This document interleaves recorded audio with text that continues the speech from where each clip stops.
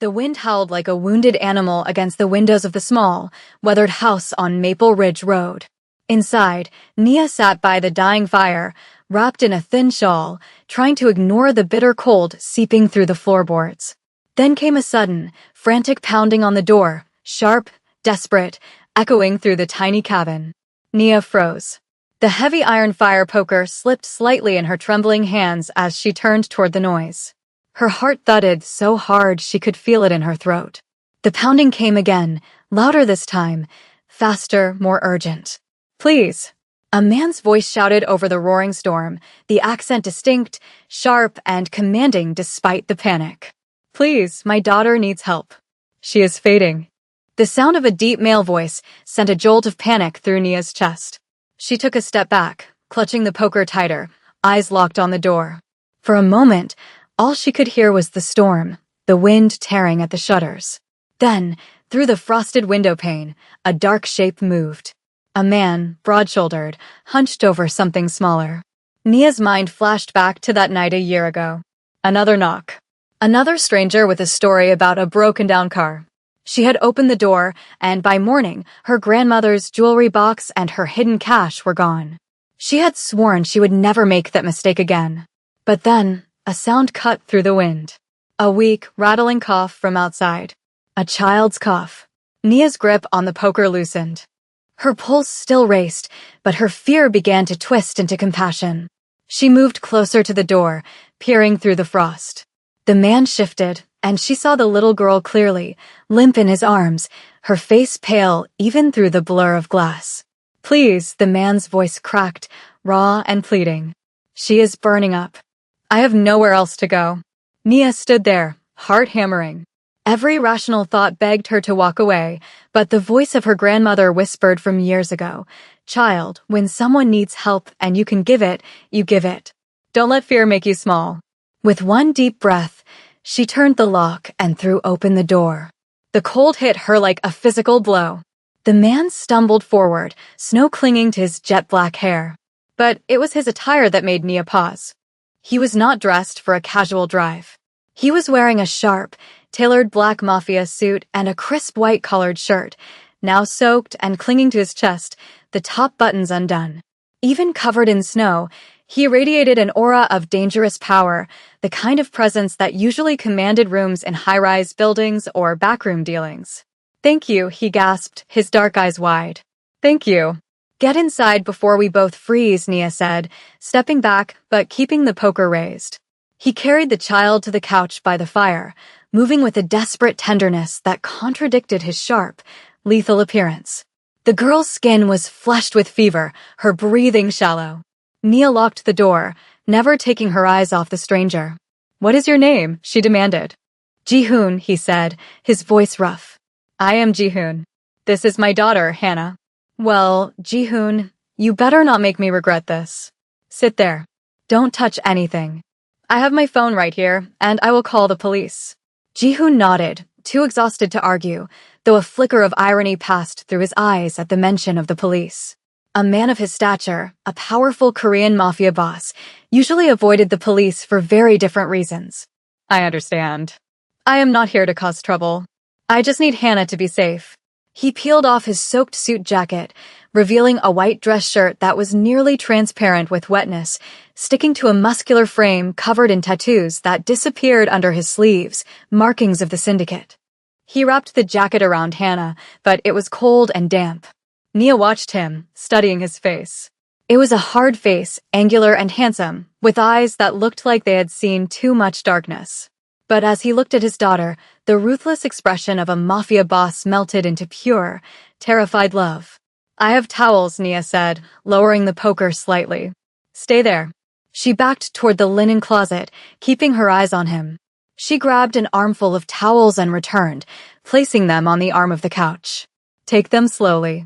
Ji-hoon reached for the towels, moving with a deliberate, calculated grace, the movements of a man trained to strike, now repurposing his hands for care.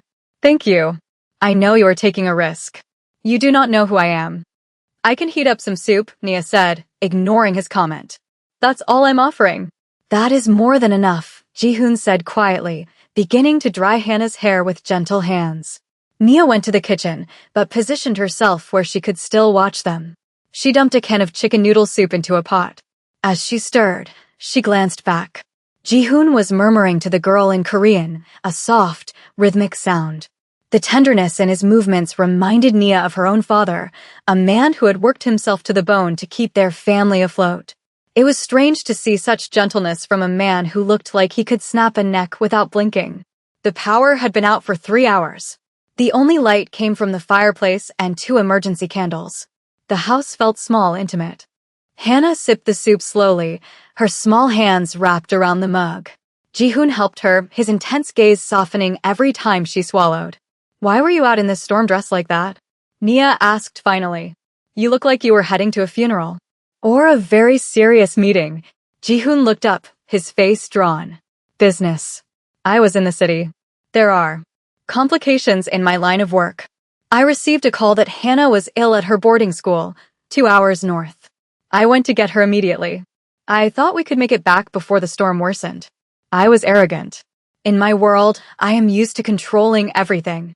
I forgot I cannot control the weather. Where is her mother?" Nia asked, then immediately regretted it. "Sorry, that's not my business." "It is all right," Ji-hoon said, his voice devoid of emotion, his eyes darkening with a memory of violence and loss. "She died 3 years ago. It has been just us since then." Nia felt a pang of sympathy. "I'm sorry. I lost my father 5 years back. It leaves a hole that doesn't quite fill up." Ji-hoon nodded slowly. "Hannah is strong. Stronger than me. But nights like this, I feel I am failing her.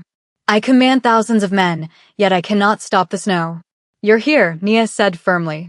"You're keeping her warm. That's not failing." They fell into a silence that was less tense now. Hannah finished her soup and curled up against her father's side. Ji-hoon stroked her hair, his eyes heavy. Nia walked to the back room and returned with a thick, patchwork quilt. "Here. It was my grandmother's. It's warm." Ji-hoon looked at the quilt, then at Nia. For a moment, the guarded expression of the Mafia Boss cracked. "This is handmade. Valuable. She needs to stay warm," Nia said. "Take it." Ji-hoon accepted the quilt. His hand brushed Nia's as he took it, and a spark of electricity seemed to jump between them. He held her gaze for a second too long. "Thank you. You have a kind heart, Nia. In my life, kindness is a rare currency." "Just get through the night," she said, looking away. She settled into the armchair, determined to stay awake. But the warmth of the fire and the rhythm of the storm lulled her.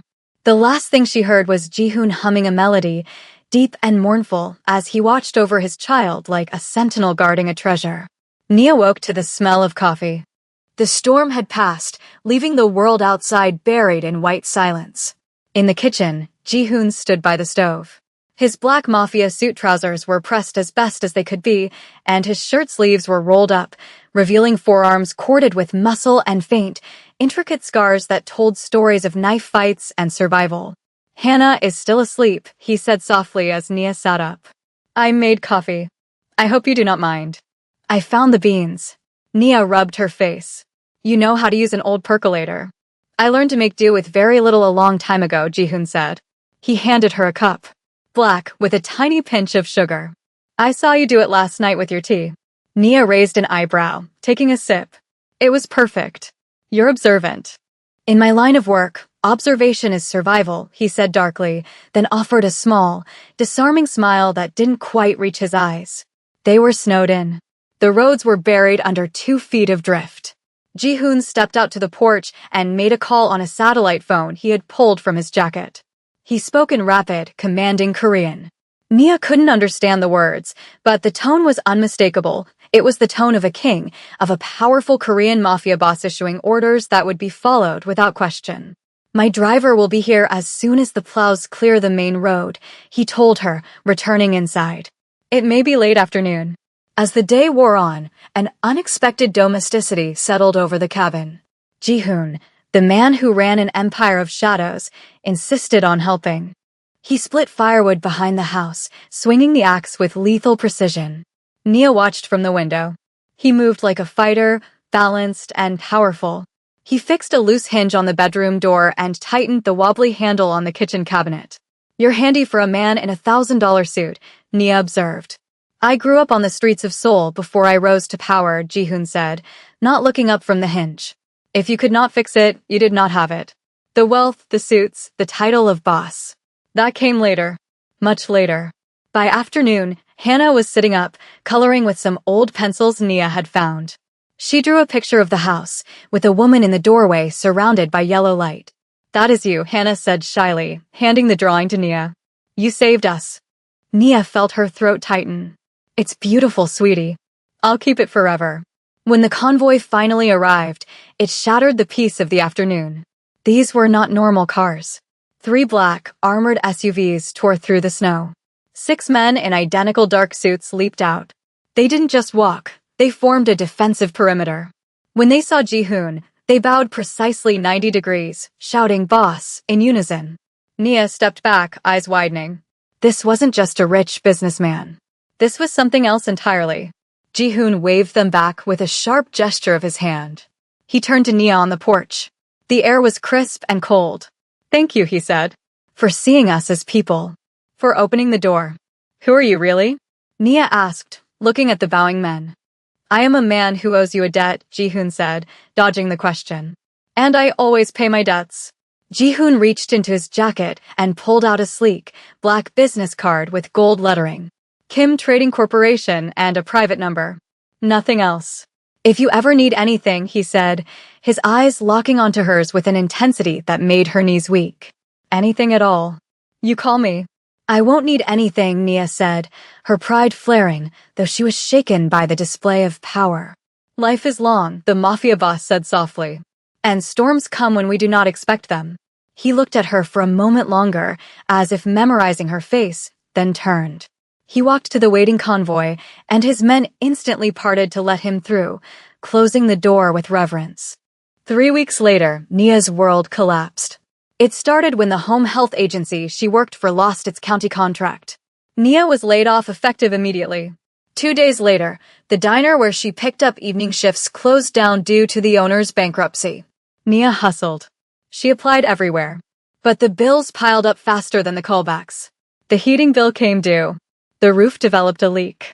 She sold her grandmother's china. Then the dining table. Then her father's tools.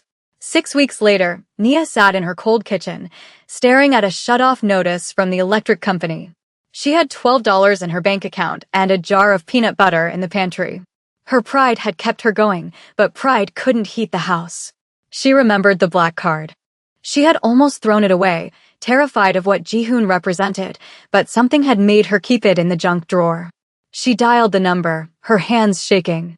Kim Trading, a woman answered, her voice cold and professional. I need to speak to Ji-hoon, Nia stammered. Mr. Kim is not available. He is in a meeting with the elders. May I ask what this is regarding? Tell him it's Nia. From Maple Ridge Road. There was a click, then silence. 10 seconds later, the line opened, and a deep voice cut through. Nia? The concern in his voice was immediate, stripping away the cold persona of the Mafia Boss. I'm sorry to bother you, she whispered, tears finally spilling over. I didn't know who else to call. I'm in trouble. Are you hurt? His voice dropped an octave, dangerous and sharp. Who is it? Give me a name, and I will handle them. No one touches you. No one hurt me. I lost my job. The power is getting cut off tomorrow. I have no food. She heard him curse softly in Korean, a sound of frustration. Stay there. Do not move. I am coming. Ji-hoon, I just need a job reference or maybe. I am coming. The line went dead. 90 minutes later, the convoy of black SUVs pulled into her driveway again. Ji-hoon stepped out, looking furious and worried, flanked by his enforcers. He didn't come empty-handed.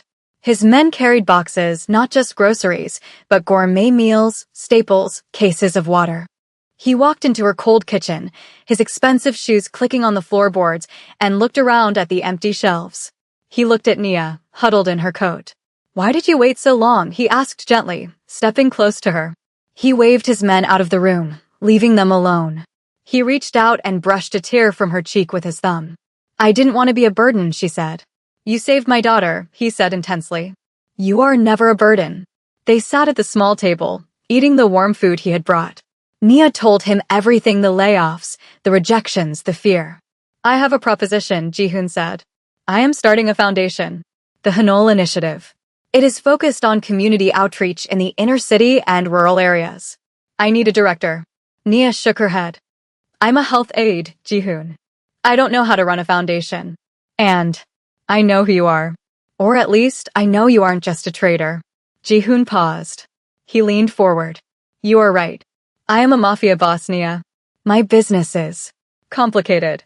It is built on power and shadows. That is exactly why I need you. Why? Because my world is cold. It is transactional. I want to build something that is real. Something clean that has nothing to do with the syndicate. I saw how you cared for a stranger's child. That is the spirit I need. I can't move to the city. You can work from here. I will set up the office. The salary is $80,000 a year, plus benefits. Nia gasped. That's too much. It is what you are worth, he said simply. Take the job, Nia. Let me open a door for you.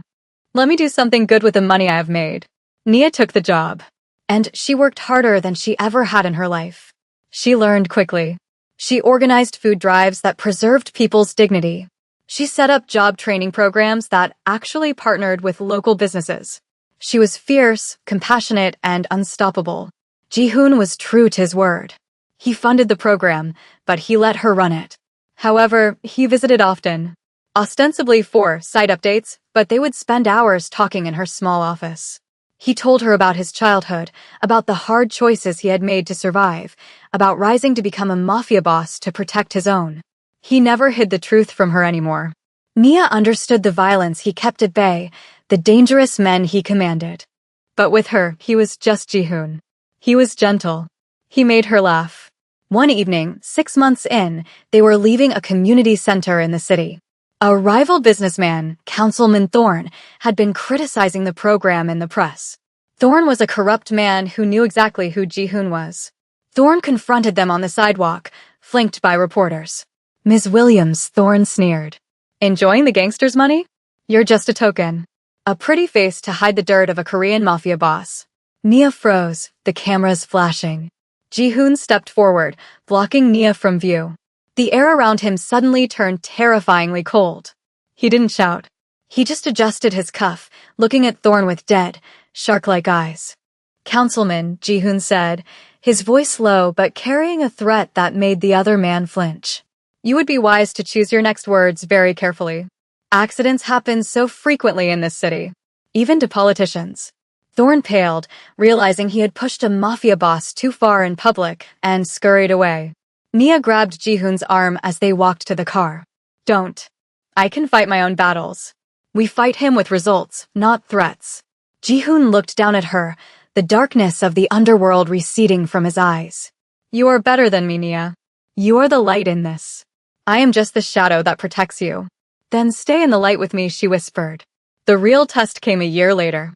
The board of directors of Ji-hoon's parent company, the grim-faced elders of the criminal syndicate back in Seoul, demanded the foundation be cut. They said it was drawing too much attention to their legitimate fronts, that it was a waste of resources. Ji-hoon summoned Nia to his office in the city. It was a glass fortress high above the streets, guarded by armed men. They are pulling the funding, he said, his back to her, looking out over the city he ruled. What? We have helped 300 families. Nia cried. We can't just stop. The syndicate does not care about families. They care about anonymity and profit, he turned to face her. I have resigned from the board of the syndicate's legitimate front. Nia stared. You walked away? Can a mafia boss just walk away?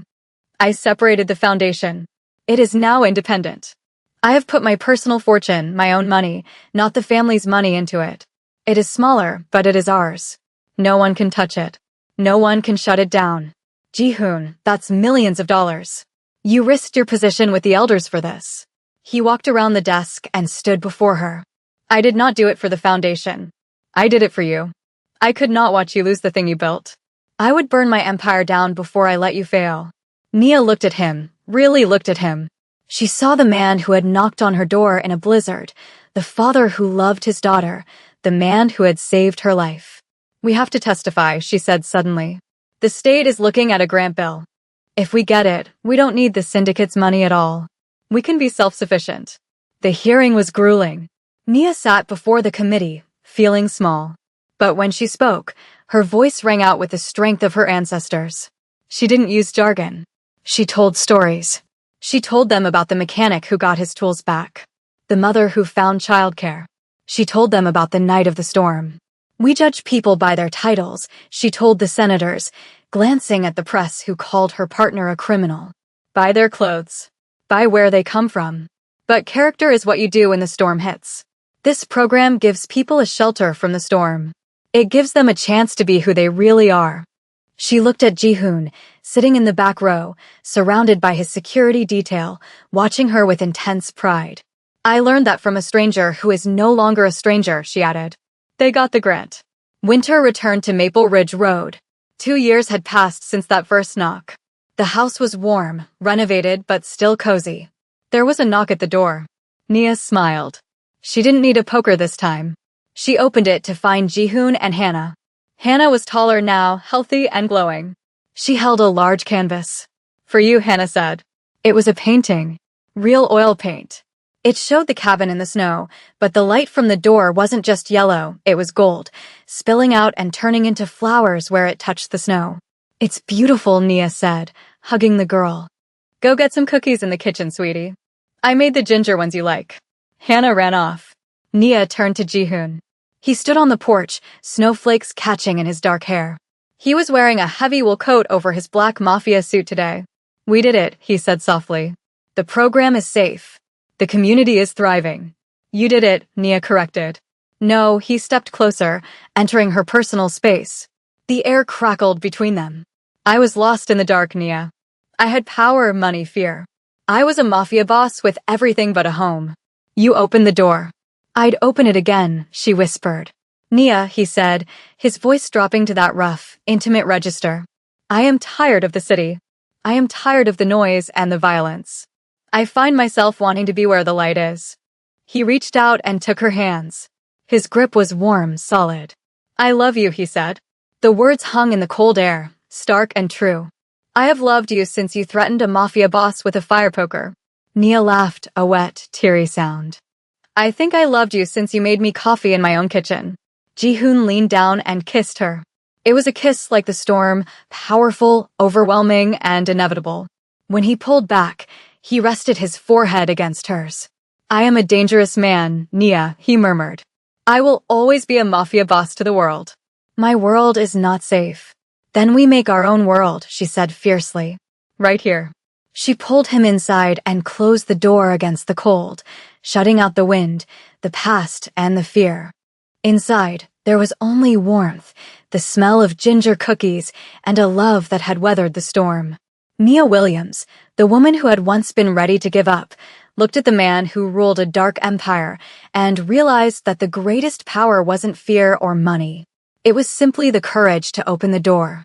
Join us to share meaningful stories by hitting the like and subscribe buttons. Don't forget to turn on the notification bell to start your day with profound lessons and heartfelt empathy.